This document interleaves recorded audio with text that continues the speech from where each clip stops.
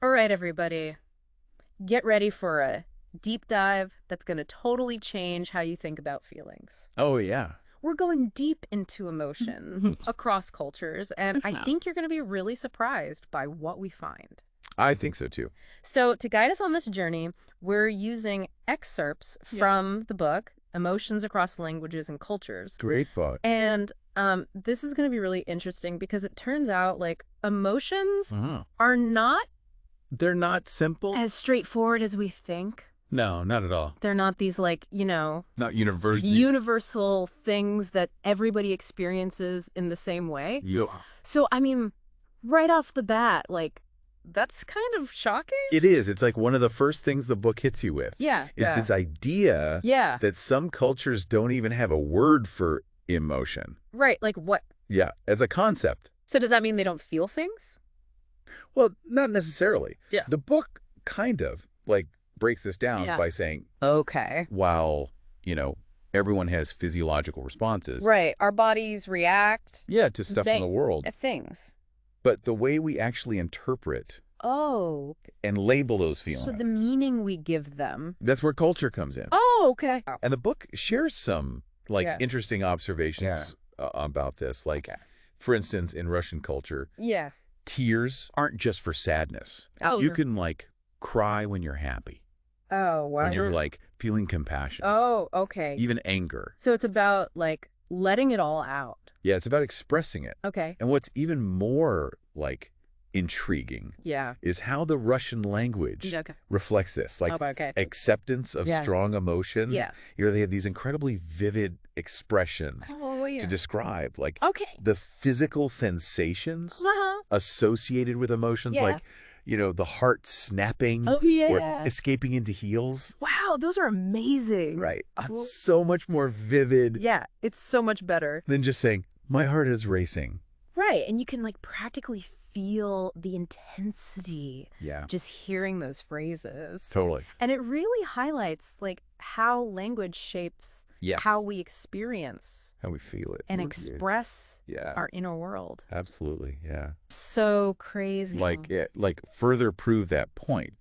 The book argues that even seemingly basic emotions, sadness or anger, they don't have exact equivalents in many languages. So what we think of as a universal feeling, right, might actually be experienced differently in another culture. Yeah, for example, the Polish language has separate words for anger.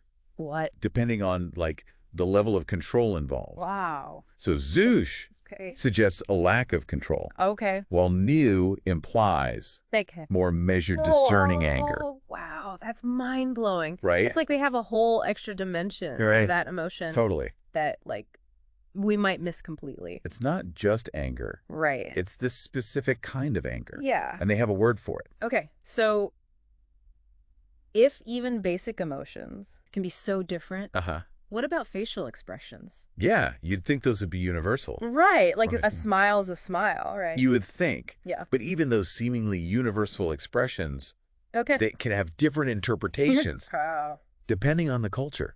Really? Yeah. The book talks about a semantic keyboard for facial expressions. Okay, what's that? Where those raised eyebrows, wrinkled noses, Okay. they convey different messages. Okay. Depending on the cultural context. Wait, are you saying that a smile might not always be a smile?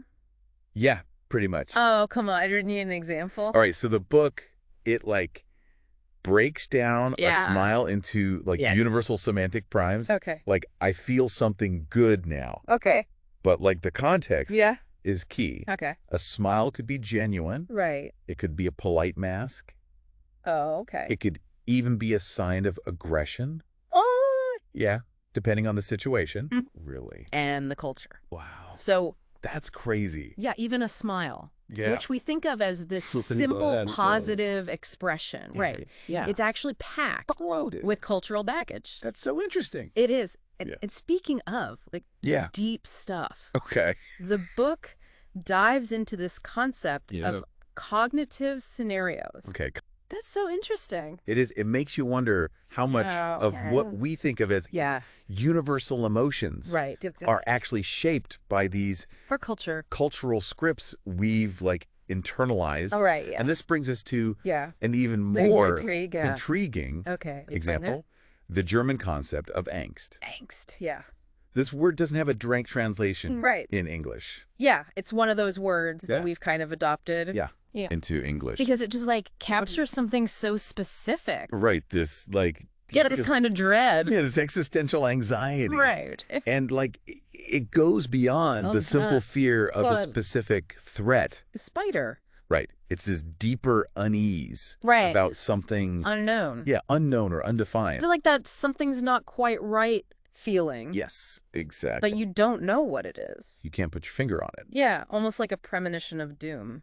Yes, and do you think not having a direct translation for angst in English means that we experience that feeling differently? I think, maybe. It's definitely a possibility. Yeah. The book suggests that, like the very language we use to describe our emotions can shape how we experience them. Whoa, that's a deep thought. We're just getting started. It was so good. And you know how we were talking about how Anglo-American culture is all about like holding back emotions? Yeah, keep a stiff upper lip. Right. Exactly. And then Russian culture is more about... let it all out. Yeah, letting it out. Yeah. Well, the book also talks about how those differences like actually play out physically. Oh, interesting. Like in our bodies. Okay, yeah, the heart snapping and escaping into heel. I always love those. They're so vivid. They are. It's so much better than... Yeah, just like my heart is racing. Yeah, totally. So the book, it like highlights how English we rely a lot on the word face. Oh. When we're describing... when we're talking about... yeah, emotional expressions. But Russian, they go beyond that. Okay. They have this word liko. Liko. Okay. Which... it means face. Okay. But it also has these connotations of like social presentation and honor. Oh, so it's not just about like showing your feelings. It's like... right. It's like you're presenting the performance only. An image to the world. Okay. So beyond like facial expressions, do they have other... yeah. So the book points out that Russian has like this whole lexicon for physical gestures that are linked to specific emotions. Oh, wow. And these involve like the head, the hands, the whole body. Okay, like what?